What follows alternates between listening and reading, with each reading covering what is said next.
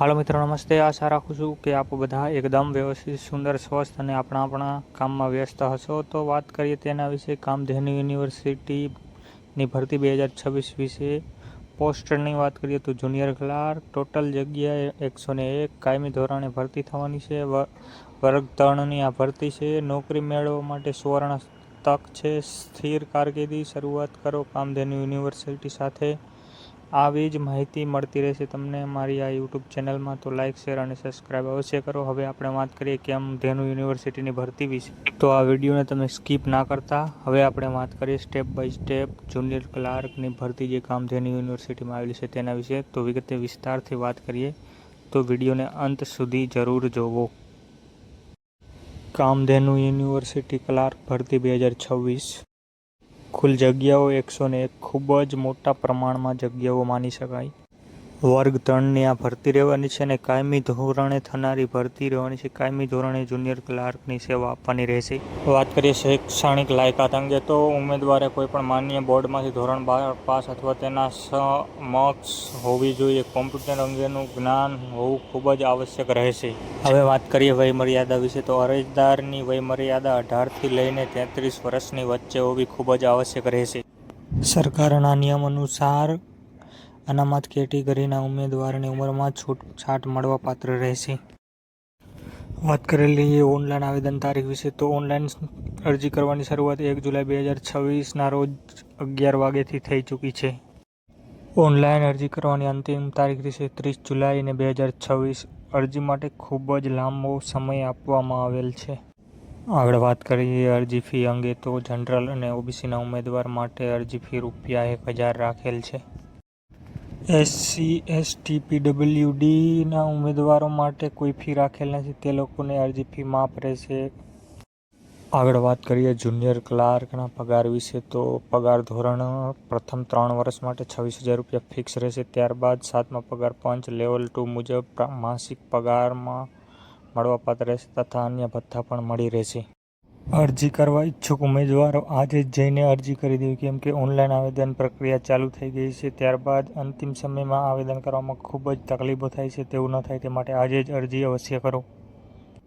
Kamdhenu university ભરતી 2026 junior ક્લાર્કમાં અરજી કેવી રીતે કરવી તેની વિગતે વાત કરીએ. તો અરજી પ્રક્રિયા કેવી રીતે કરવી તેના વિશે હવે આપણે આગળ સમજીએ. અરજી કરવા માટે નંબર 1. અરજી કરવા માટે કામધેનુ યુનિવર્સિટીની સત્તાવાર વેબસાઇટ એટલે કે કામધેનુ યુનિવર્સિટી ઓફિશિયલ વેબસાઇટ પર જવાનું રહેશે. વેબસાઇટ પર આપેલ રિક્રુટમેન્ટ સેક્શનમાં જઈને ઓનલાઈન ફોર્મ ભરવાનું રહેશે. નંબર 3 પર જરૂરી વિગતો ભરી, દસ્તાવેજો અપલોડ કરી, ફી ભરી અને ફોર્મ સબમિટ કરી દેવું. ત્યારબાદ ફોર્મની પ્રિન્ટ કાઢીને તમારે લોકો પાસે રાખવી આવશ્યક છે. જનરલ અને ઓબીસીના ઉમેદવારોએ ફી ભરવી ફરજિયાત છે, નકર તે લોકોના અરજી ફોર્મ ઓટોમેટિક રદ થવાને પાત્ર ગણાશે. વાત કરી લઈએ પસંદગી પ્રક્રિયા વિશે. તો ઉમેદવારે સ્પર્ધાત્મક લેખિત પરીક્ષાની કોમ્પ્યુટર પ્રોસેસિંગ ટેસ્ટના આધારે મેરિટ બનશે અને તે મુજબ તેના સિલેક્શન પ્રોસેસ ચાલુ કરવામાં આવશે. અરજી ફોર્મ ભરતા પહેલા ઉમેદવારોએ મારું ગુજરાત અથવા યુનિવર્સિટીની વેબસાઇટ પર જઈને સત્તાવાર નોટિફિકેશન ડાઉનલોડ કરીને એકવાર શાંતિથી બેસીને સંપૂર્ણ વિગતો ધ્યાનથી વાંચી લેવી. વાત કરીએ એક્ઝામ પેટર્નની મળવાપાત્ર સમય વિશે. પરીક્ષા તમારી લેખન સ્વરૂપે એટલે કે કોમ્પ્યુટર ટાઈપિંગ બેઝ પર આધારિત રહેશે. કુલ ગુણ 150 ગુણનું પેપર રહેશે અને કુલ સમય મળી રહેશે તમને 120 મિનિટ યાની કે 2 કલાક પૂરેપૂરા. હવે વાત કરીએ સિલેબસ વિશે. તો કયા ગુણભારમાંથી કેટલો ગુણભાર કયા વિષયમાંથી પૂછાય છે તેના વિશે વાત કરીએ આગળ. હવે વાત કરીએ પરીક્ષાના સિલેબસ વિશે. તો વિષય મુજબ ગુણભારની વાત કરીએ. સૌપ્રથમ નંબર 1 પર રહેલું છે જનરલ નોલેજ અને જનરલ અવેરનેસ, જે 70 ગુણમાં પૂછાવાનું છે. સૌથી વધારે ગુણભાર આનો જ રહેશે. ત્યારબાદ નંબર 2 પર રહેલો છે વિષય જનરલ મેથેમેટ, રીઝનિંગ અને ડેટા એન્ટ્રી, જે કુલ 40 ગુણમાં પૂછાવા માત્ર રહેશે. ત્યારબાદ નંબર 4 વિષયની વાત કરીએ તો ગુજરાતી વ્યાકરણ, જે ટોટલ 20 ગુણનું પૂછાવામાં આવશે. ત્યારબાદ વાત કરીએ નંબર 4 પર અંગ્રેજી વ્યાકરણ, જે પણ 20 ગુણનું પૂછાવામાં આવશે.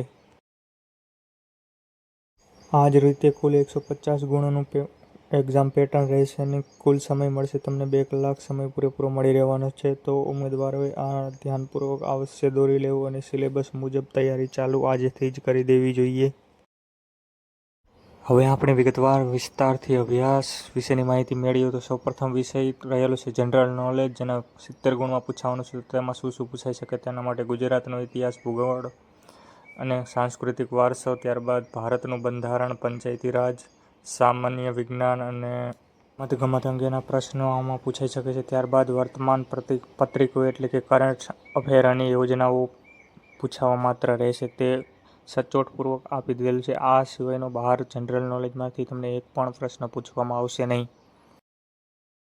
ત્યારબાદ આગળ મેથ્સ અને રીઝનિંગ બંને મેળવીને કુલ 40 ગુણમાં પૂછાશે. તેમાં વાત કરીએ ગણિતમાં તો સાદું રૂપ, ટકાવારી, નફો અને ખોટ, સાદું અને ચક્રવૃદ્ધિ વ્યાજ, ત્યારબાદ સમય અને અંતર. આ ટોપિકમાંથી જ ગણિત પૂછાવા માત્ર રહેશે. ત્યારબાદ રીઝનિંગ તો રીઝનિંગમાં કોડિંગ, ડીકોડિંગ, સંખ્યા શ્રેણી, દિશા અને અંતર સંબંધિત પ્રશ્નો જ પૂછાઈ શકે છે. તેથી બહારનું પૂછાવું બહુ મહત્વનું ગણાશે નહીં. આ મહત્વના મુદ્દાઓ આપી દીધા છે જે તમામ ભરતી કરતાં એક અલગ માની શકાય, કેમ કે કોઈ પણ ભરતીમાં આટલું સચોટથી આપે. ત્યારબાદ ગુજરાતી વ્યાકરણ કુલ 20 ગુણનું પૂછાશે. તેમાં સંધિ, સમાસ, છંદ, અલંકાર, કહેવતો, રૂઢિપ્રયોગ, શબ્દ સમૂહ માટે એક શબ્દ અને લેખન શુદ્ધિ આ મુખ્ય ટોપિક રહેશે. આનાથી શાયદ બહારનું એકાદ પ્રશ્ન પૂછાઈ શકે. આમ તો અહીંયા જ પૂછાય તેવું માની જ લ્યો. ત્યારબાદ આગળ અંગ્રેજી વ્યાકરણમાં કુલ 20 ગુણનું પૂછાશે. તેમાં ટેન્શન, વોઇસ, સ્પેસિંગ વોઇસ અને સ્ટિંગ, ડિગ્રી, સમાનાર્થી અને વિરુદ્ધાર્થી અને સ્પેલિંગ આવા જ ટોપિક પૂછાઈ શકે છે. આથી અલગ નહીં પૂછાઈ શકે તે પણ આપી દીધેલું છે, તો તમામ કરતાં અલગ કહેવાય. અને આવા જ ભરતીને લગતા વિડીયો જોવા માટે તમે આપ સૌની સહિયારી યુટ્યુબ ચેનલ એટલે કે GGI_official@5831 એટલે કે ગુજરાત ગવર્મેન્ટ ઇન્ફોર્મેશન ચેનલને લાઇક, શેર અને સબસ્ક્રાઇબ અવશ્ય કરો. અને આવા જ વિડીયોના માધ્યમથી તમારા સુધી હું માહિતી પહોંચાડતો રહીશ. અને કોમેન્ટ કરીને જણાવો કે વિડીયો તમને કેવો લાગ્યો. જો ફેસબુક પેજમાંથી વિડીયો જોઈ રહ્યા હોય તો ફેસબુક પેજને ફોલો કરી લો, વિડીયોને લાઇક કરો અને જરૂરી જે લોકોને છે તેના સુધી વિડીયો પહોંચાડો અને કોમેન્ટ કરીને જણાવો કે આ વિડીયો તમને કેવો લાગ્યો. Thank you.